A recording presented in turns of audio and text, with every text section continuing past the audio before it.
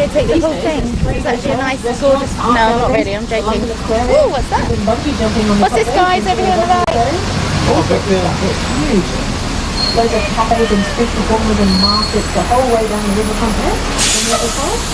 Does anyone want to jump down and get the free river cruise with this end back to the tower? So you said it's best to get it from... Lot parents used to come down here to report his cases. They used to be in all the films as well, as it being the actual place. What happened? Your elbow, as gorgeous as it is, in my way.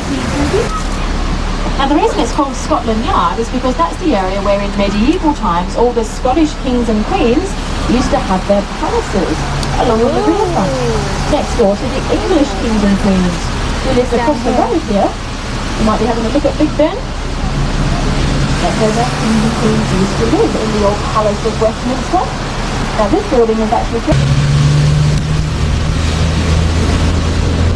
And crossing over the Westminster Bridge, which is painted green, that's the interiors of the House of Commons, at this end of the House of Parliament. And in a minute we're going to cross over Lambeth Bridge, the red one at the other end, painted red to match the interiors of the House of Lords.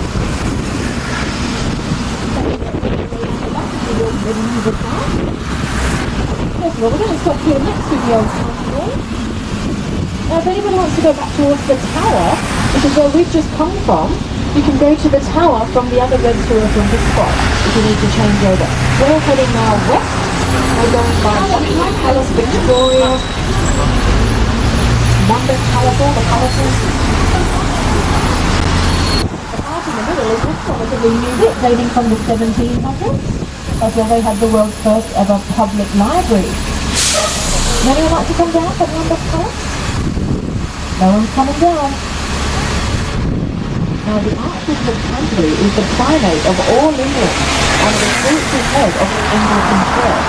So this is one of the most important palaces in the country where all the archbishops live when they're here in London in town.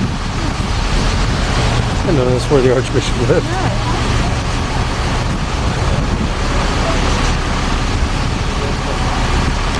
The Tudor gatehouse on the end dates from 1491. It's known as Tudor because it was built in the time of King Henry VIII, Henry Tudor. And if you want to go inside palaces like this that you can actually visit, like a museum, Hampton Court Palace down in Richmond. We're doing the London Walk. And it's painted red to match the interiors of the House of Lords at this end of the House of the Parliament. And you can see the left to do it. House of Commons, one the other end will be there. But if we look over to the left, here's the next bridge. On the left bank, the trees, the crane building with the green windows over the beaches, is the Secret Service, MI6, International Intelligence. So that's where James Bond would go for his cases, to M&P, Q, WZ, money, all the rest of Building over there. And Pierce Brosnan in the film came crashing out of that window. And you might have seen the spectacular speedboat chase all the way down the river. Our James Bond walking tour, if you're interested, comes up here, tells you all about it, completely free if you're interested. And I'll tell you all about the building ahead on our testing weekend with the Golden Roof. MI5, which is the head of domestic intelligence, the domestic secret service. MI5 has a twin building, twin sister building on the right. We're going to go past that as well. That's called the ICI. As we go past the ICI, Imperial Chemical Industries, look at the windows. There's famous scientific heads up the top the whole way around. Mendeleev, Lavoisier, Nobel, all the great scientific minds came together here at the ICI and invented things like plastic and polythene. The world would not be the same without them. And over on the right, the colourful roof of the Buxton Fountain. That was built to commemorate the abolition of slavery.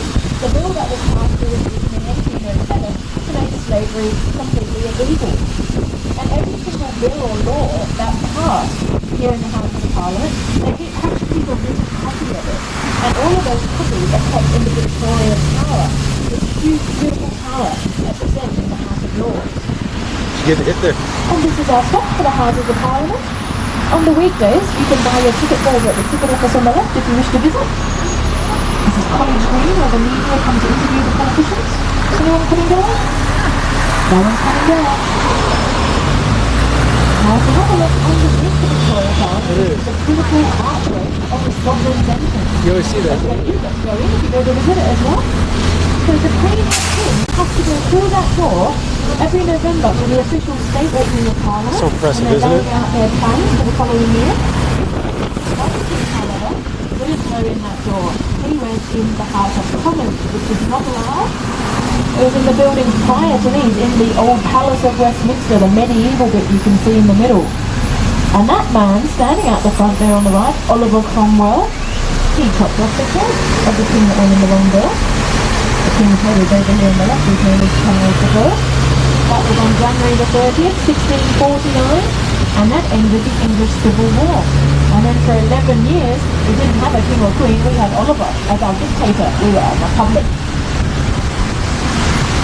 Over here on the left, this is Where the was Oliver highlight from? of all Britain, Westminster Huntingdon. Abbey, where the kings and queens have been crowned since 1066 and buried since 1065, starting with Edward the Confessor up on the high altar. We find the tombs of people like Queen Elizabeth I, Mary Tudor, Mary Queen of Scots. Everybody's inside there, but not just royalty. People like Geoffrey Chaucer, Isaac Newton, Charles Darwin, Rudyard Kipling, Charles Dickens, Westminster Abbey. You might have seen on TV a number of years ago the funeral of Princess Diana, and it was held inside, and also the Queen Mother.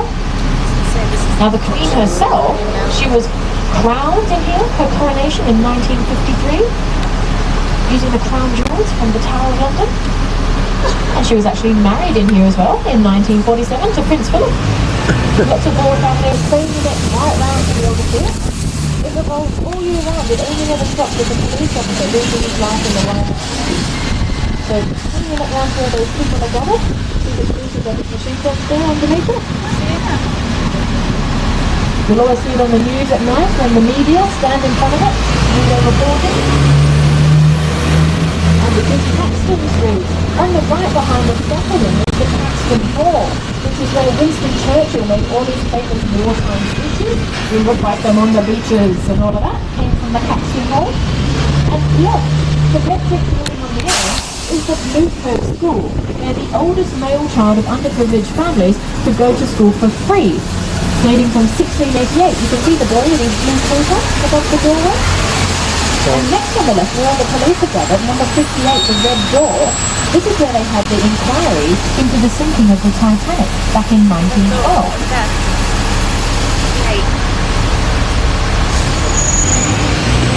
Yeah.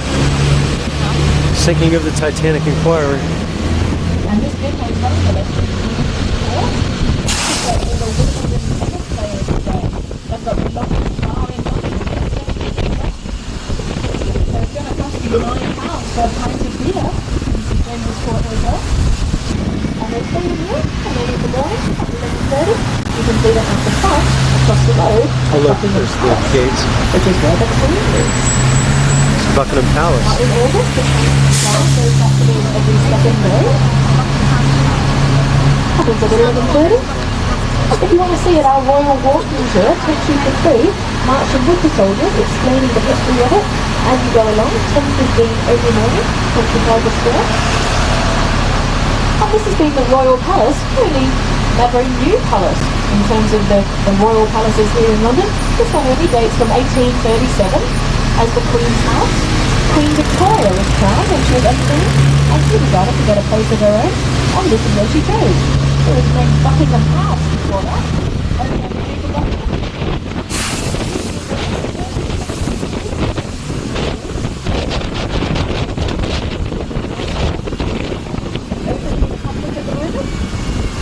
Only for a month. And you can get the tickets for Buckingham Palace from our next stop up the road. That's right.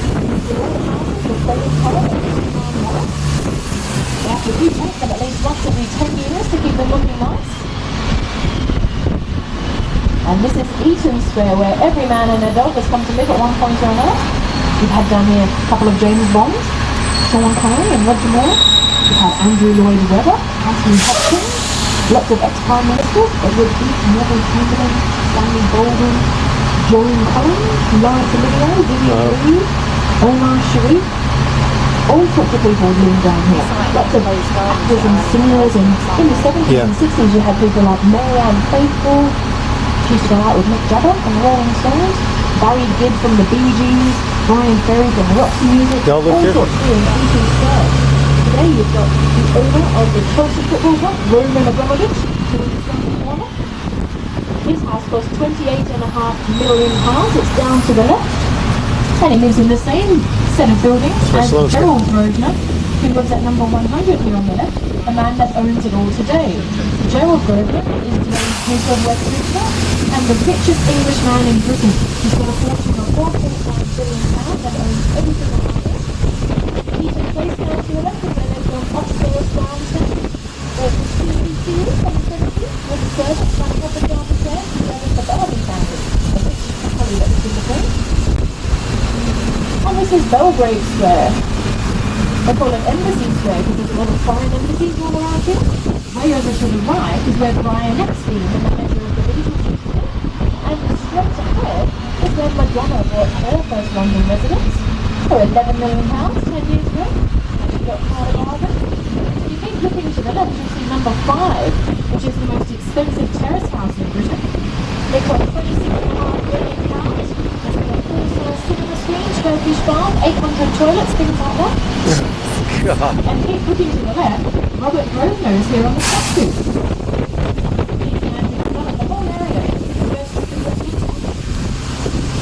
He developed it all with his architect friend, Thomas Cubitt. And a descendant of Thomas is Camilla Parker Bowles, who's now married to Prince Charles. Here's a big hotel coming up on the left-hand corner. It's now up to Grosvenor estate. It's called the Lanes Rock. To stay here, if you want to stay in the royal suite in the penthouse at the top, £5,000 a night. And for that though, you get a chauffeur-driven Rolls Royce, a butler and a maid, and all the champagne you can possibly want. But no breakfast.